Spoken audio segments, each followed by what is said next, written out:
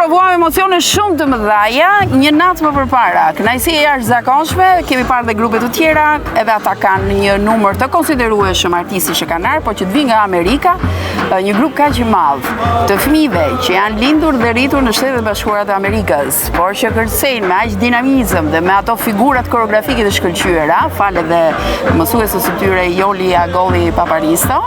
Është kënaqësi tashmë që i kemi të vendosur kaq bukur në këtë pamje kaq të mrekullueshme për gjithë teleshikuesët dhe për më tepër ato postime që keni parë në rrjetet sociale për aktivitetet e shumta që bëjnë atje, ja ku kemi mundësinë t'ju marr një intervistë.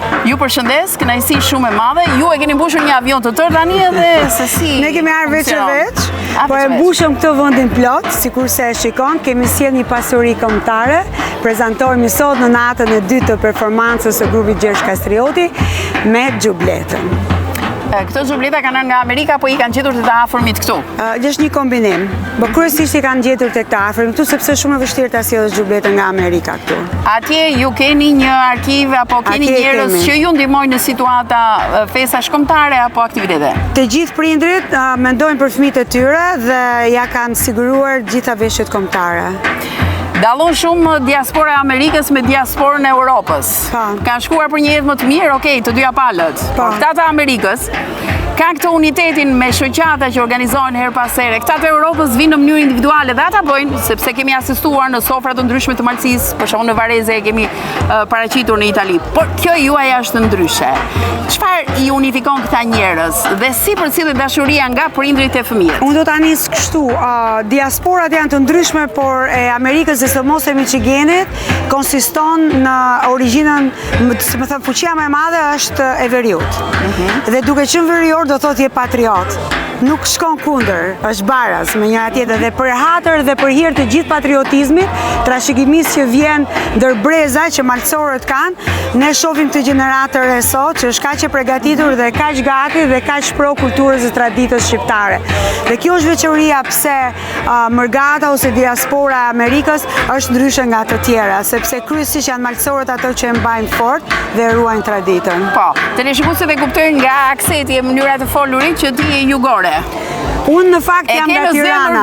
Okej, që në mes, nuk është as në jug, është në mes. E kam në zemër, e kam marrë dhe dialektin pak. Ashtu të veriut. Jesë duke u marrë me këtë aktivitet, me këtë kolorit, me këto tradita dhe këtë melodi, ti e bërë veriore. Jam bërë veriore dhe më pëlqen shumë këtë dialekti veriut. Po, më duke si këngë bukur, duke si kur këndoj bukur kur flasë me dialekt. Okej. Më prezanton ndonjë vajzë për t'i njohur dhe gjithë teleshikuesit për të kuptuar se sa me dëshirë vinë, sa e duan vendin e të parëve të tyre, kë mund të zgjedh? Unë njëherë do doja me kamerë nëse arrini të shikoni të gjitha, këto janë gjitha bukuritë e Malësisë, kanë ardhur sot këtu. Kemi dhe dy vajza të Kosovës, se nuk mund t'i lë pa përmendur. Kemi dhe nga Shqipëria, nga veriu i Shqipërisë. Kemi dhe një korçare. Kush është korçare? Korçareja është kjo vajza këtu. Kjo ka shumë sa bukur e ka veshur. Kjo vajza këtu? Po. Që ka zgjedhur të vesh xhubletën e vet. Po ç'ne një korçare me xhublet, si ndihesh një herë me xhublet? Jam shumë krenar që më jep oportunitet që t'rregoj jo veç pjesën time të vendit të Shqipërisë, po nga tërë vendet, se Shqipëria nuk ndahet nga veç vendi, po Shqipëria është ne jemi një njerëz. Jemi një Shqipëri e madhe. Po që u kënaqja unë që foli shqip, shu flasin shqip të gjithë? Të shumë flasim në përgjithësi dhe gjitha këtë djalin që kemi këtu, kjo është Benito Tinaj, qohu Benito njerë. Benito Tinaj, me mbiemër Tinaj do t'jetë origjina nga Vermoshi. Po, djali Vermoshit.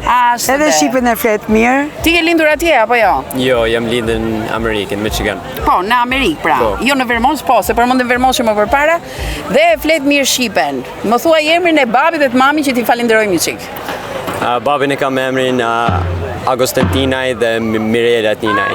Bravo, ju përshëndesim fort prej këtej dhe bravo që jo vetëm të djalë, por dhe gjithë prindit e tjerë kanë edukuar djemtë e vajzat në këtë grup të mrekullueshëm. Na thuaj edhe ndonjë kuriozitet tjetër, ajo që ka me dhënë.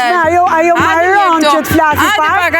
Kjo është Albana Goqa, është edhe këngëtare dhe valltare. Është një prezantuese shumë e denjë e Jona, sepse na ka prezantuar me një dignitet në festivalin Bar Kombëtar të fëmijëve në Shkodër këtë vit. sa Po, për herë të parë diasporën e ka prezantuar Albana Gojçaj. Dhe kjo gjë shumë e mirë. Çfarë moshe ke Albana? 10 vjeçe. 10 vjeçe. Në moshën më të mirë për të futur në rrugën e artit. Po. A jeni ju konkurrent më të mirë? Po. A jemi ne më të mirët? A jeni ju më të mirë? Dhe unë do të jem shumë e lumtur që mora intervistën se pastaj kur ta fitoni, nuk e di, s'po mbaj njëri me hatër, unë nuk jam Juria, mos më akuzoni kot tani. Surpriza në fund. Unë juroj shumë suksese, Juria në analizën e saj ju ishit prezent ka dhënë një opinion shumë të mirë. Juroj çdo të mirë dhe fitoft grupi që paraqet. Faleminderit shumë. Faleminderit edhe që na përkrani me këtë intervistë.